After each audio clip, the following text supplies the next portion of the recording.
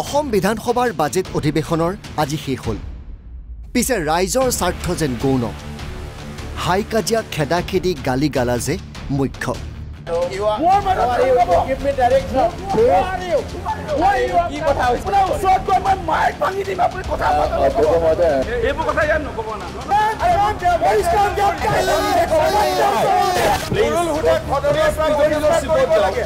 এবাৰ বিধানসভাই এক প্ৰকাৰ নজিৰ সৃষ্টি কৰিলে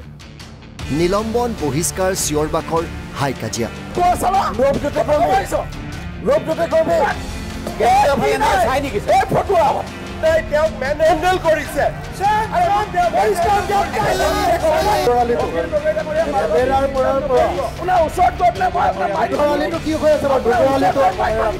এনেবোৰ দৃশ্যই ৰাজ্যবাসীয়ে দেখিলে পবিত্ৰ বিধানসভাৰ মজিয়াত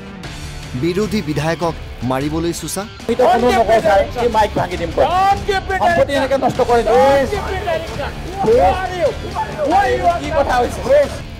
উপাধ্যক্ষক প্ৰহাৰ অধ্যক্ষৰ নিৰপেক্ষতাক লৈ প্ৰশ্ন জেওৰালৈ বিধানসভাত প্ৰৱেশ ইত্যাদি ইত্যাদি আৰু এনেদৰে পাৰ হ'ল বিধানসভাৰ গুৰুত্বপূৰ্ণ দিনকেইটা বাজেটৰ ওপৰত ভালদৰে আলোচনা কৰিবই থাকি গ'ল যেন চৰকাৰক হলঠেকত পেলোৱাৰ এটা সুবৰ্ণ সুবিধা হেৰুৱালে বিৰোধীয়ে ইজনে সিজনকতো ক্ৰিটিচাইজ সাংঘাতিক হয় কিন্তু হাত ডাঙৰ হ'ব নালাগে নহয় জানো এতিয়া এই কথাবিলাক আমাৰ যেতিয়া এজন বিধায়ক হয় বিধায়কজনে তেওঁ আচৰণ কেনেকুৱা হ'ব লাগে বুজা নাই গোটেই কথাবিলাক অকণমান নিজৰ বুজিব লাগে কিন্তু এইবিলাক অবাঞ্ছিত ঘটনা আমিতো কোনো আইনৰ ওপৰত নহয় আমি আইন প্ৰণয়ন কৰোঁ কিন্তু আইনৰ ওপৰত আমি নহয় কিন্তু আমাৰ কিছুমান ইনষ্টিটিউশ্যন আছে যিবিলাক ইনষ্টিটিউশ্যনৰ গৰিমাটো ৰক্ষা কৰাৰ ক্ষেত্ৰত অলপ আমি কিছু আমাৰ কি বুলি ক'ম এডভান্টেজ আছে এই সম্পৰ্কে মই সঁচা ক'বলৈ হ'লে মই নিজেও খুব হতাশ হৈছোঁ আমিও একোটা পেচা এৰি সমাজৰ কাৰণে কিবা এটা কৰিম বুলিহে বিধানসভালৈ আহিছিলোঁ আৰু আজি আহি পেলাই যদি এনেকুৱা ধৰণৰ বহুৱালিবোৰ দেখিব লগা হয় তে সেই যে অকণমান 2 মিনিট বা 3 মিনিট সময় পায় সেইখিনি সময়ত অন্য এজন বিধায়কে তেখেতক বাধা প্ৰদান কৰা আৰু এনেকুৱা ধৰণৰ টিটকাৰীৰ সুৰত কথা কোৱাটো জানো উপযুক্ত হৈছে এনেবোৰ হুলস্থুলীয়া পৰিৱেশৰ বাবে বহু বিষয় আলোচনা নকৰাকৈ থাকি গ'ল বিধানসভাৰ মজিয়াত মন্ত্ৰী প্ৰশান্ত ফুকনে শক্তি বিভাগৰ উত্তৰো দিবলগীয়া নহ'ল স্মাৰ্ট মিটাৰ বিদ্যুৎ মাচুল এপিডিএছএলৰ কৰ্মকাণ্ডক লৈ আমি প্ৰতিবাদ কৰি থাকোঁ কিন্তু বিধানসভাত এইবিলাক প্ৰশ্ন তুলিবলৈ সময় নহ'ল এয়া এটা উদাহৰণহে মূল ইছ্যুবোৰৰ পৰা যেন দূৰৈত থাকিল বিৰোধী নলগা জেঙত লাগি থাকিল নেকি কংগ্ৰেছকে ধৰি বিৰোধী দলবিলাক যেন হাল এৰি শিয়াল খেদিহে ফুৰিল তো দেখা গ'ল যে এইবাৰ যিটো অসম বিধানসভা হৈ গ'ল এই অসম বিধা অকল কাজিয়া পেচাল তৰ্কৰ মাজতে শেষ হ'ল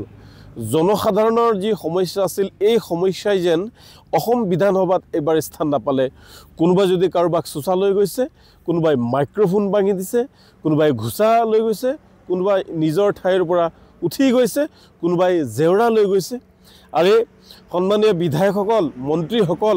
আপোনালোকক সন্মান সহকাৰে আমি ক'ব বিচাৰোঁ যে আপোনালোকক আমি সাধাৰণ জনতাই কাজিয়া কৰিবৰ কাৰণে পবিত্ৰ বিধানসভাৰ মজিয়ালৈ আমি পঠোৱা নাই অসমত এতিয়া যিবোৰ জ্বলন্ত সমস্যা আছে এই সমস্যাবোৰ যাতে বিধানসভাত উত্থাপন হয় আৰু সেইবোৰ উত্থাপন কৰি কিছুমান মানে কাম নোহোৱা কথা বতৰাৰে কিছুমান দাদাগিৰি মনোভাৱেৰে এক অশান্তিৰ পৰিৱেশ সৃষ্টি কৰাৰ উদ্দেশ্যেৰে মানে এই সময়খিনি পাৰ কৰাৰ এটা কিবা পৰিকল্পনা হৈছে নেকি কিন্তু এবাৰ দেখিলো এই গোটেই পিৰিয়ডটোত এই 2025 চনৰ যেটো অসম বিধানসভা বাজেট অধিৱেশন আছিল এই দীঘলীয়া পিৰিয়ডটোত কিন্তু ৰাইজৰ সমস্যাক লৈ বিধানসভাত আলোচনা হোৱা নেদেখিলো আমি বিধানসভাত সেই সম্পৰ্কে বিতৰ্ক হোৱা নেদেখিলো মানে আপোনালোকে নিশ্চয় দেখিছে বৰ্তমান সময়ত ক'বলৈ বেয়া লাগে আচলতে অসম বিধানসভাক আচলতে গাহৰি গড়াললৈ পৰিণত কৰিছে ৰাইজৰ যিবিলাক মৌলিক সমস্যা আপোনাৰ ৰাস্তা ঘাটৰ সমস্যা হোক বান গৰাখহনীয়াৰ সমস্যা হোক ছয় জনগোষ্ঠীৰ জনজাতিকৰণৰ সমস্যা হোক আৰ্থসামাজিক যিবিলাক সমস্যা আছে সেইবিলাক হোক আজি আপোনাৰ পলিটেকনিকৰ যিবিলাক চাকৰি তেওঁলোকে চাকৰিৰ পৰা খেলিছে সেই বিষয়বিলাক হোক আজি অপ্ৰাদেশিত বিদ্যালয়ৰ শিক্ষকৰ আপোনাৰ প্ৰাদেশিকৰণৰ বিষয়টো হোক আজি অংগনবাদী কৰ্মী সহায়িকাসকলৰ দৰমহা মজুৰি বৃদ্ধি বা তেওঁলোকৰ যিবিলাক সমস্যা সেইবিলাকৰ কথা বতৰা হোক আজি কৃষকৰ সমস্যাক লৈ যিবিলাক কথা বতৰা থাকে, আজি উদ্যোগীকৰণৰ কথা বতৰা লৈ যিবিলাক কথা আলোচনা হ'ব লাগে, সেইবিলাক একদম স্থানেই নাপায় অসম বিধানসভাত। 3,40,00,000 জনসংখ্যা কি বিচাৰোঁ আমি? যে বিচাৰোঁ অসমৰ জনগণৰ পৰা প্ৰতিনিধিত্ব নিৰ্বাচিত কৰি বিধানসভালৈ গৈ জনগণৰ কাৰণে যিসমূহ আইন হওক, উন্নয়নৰ দিশত হওক, অসমখন কি ধৰণে আগবঢ়াব পাৰে, বা হিমন্ত বিশ্ব শৰ্মাই যি কথা যে মানুহক কৈ থাকে প্ৰত্যেকখন ইলেকশ্যনৰ ৰাজনৈতিক সভাত, যে অসমৰ ভাৰতবৰ্ষৰ 5খন ৰাজ্যৰ ভিতৰত যে এখন বনাম বুলি কৈ আছে। কিন্তু কেনেকৈ বনাম কওকচোন? তাত যদি কোনোবা খিলঞ্জীয়া কথা কয়, কোনোবাই তাত যদি ট্ৰাইবেল কথা কয়, কোনোবাই তাত যদি পিছপৰা জনজাতিৰ কথা কয়, এইটোতো অসমটো ডেভেলপ নহয়, অসম উন্নতি নহয়, আগ নাবাঢ়ে উন্নতি পথত। সেইকাৰণে আমি কৃষক মুক্তি সংগ্ৰাম সমিতিয়ে স্পষ্ট ভাষাৰে ক'ব বিচাৰোঁ যে এই বিজেপি চৰকাৰৰ যি ফেচিষ্ট স্বৈৰতন্ত্ৰ, যি অসম জনগণ বিৰোধী যি কাম কৰিছে সদনত, আমি কেতিয়াও মানি ল'ব পাৰোঁ। Bureau' report, NB news.